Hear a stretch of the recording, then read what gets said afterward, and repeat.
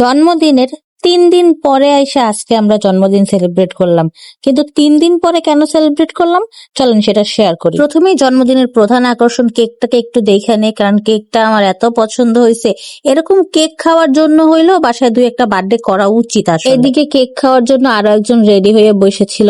আসলে আমরা কোনো বড় করে প্রোগ্রাম করি নাই, জাস্ট ঘরের ভিতরে নিজেরা একটা কেক আইনা কাটছি। সময় কত তাড়াতাড়ি চলে যায় তাই না? এই কয়দিন আগেই দেখলাম যে আমার একটা ছোট ভাই হয়েছে, আর সেটা দেখে আমার সব থেকে বেশি মন খারাপ ছিল যে বোন কেন হয় নাই। আর এর মধ্যে সে বড় হয়ে গেছে, তার জন্য আমরা বার্থডেও সেলিব্রেট করছি। এদিকে সবাই কেক নিয়ে ব্যস্ত, আর আমি ব্যস্ত স্প্রে নিয়ে, যে কখন কেক সাজানো হবে, কখন আমি স্প্রে মারবো। আচ্ছা যাই হোক, প্রথমেই যে বললাম 3 দিন পরে আমরা কেক কাটছি। কেন 3 দিন পরে কাটছি?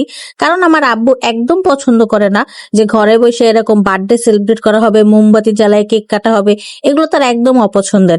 এই জন্য আমাদের বাসায় কখনো কারো বার্থডে বা কোনো কিছু এইভাবে সেলিব্রেট করা হয় না।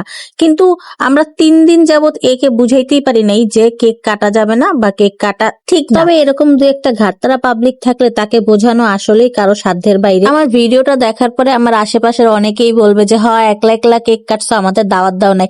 কিন্তু আসলে আমরা ওরকম কোনো প্রোগ্রাম করি নাই, যে কারণে কাউকে দাওয়াত দেওয়া হয় না। কেকটা আসলেই অনেক মজার ছিল। আসলে আমি ভিডিওতে ভয়েস দিতে গেলে কি বলবো ওই টপিক খুঁজে পাই না। এদিকে যার বার্থডে সে তো বিড়াল দিয়ে ব্যস্ত, এই ফাঁকে আমি একটু সবার আগে কেক খাইয়ে দিলাম।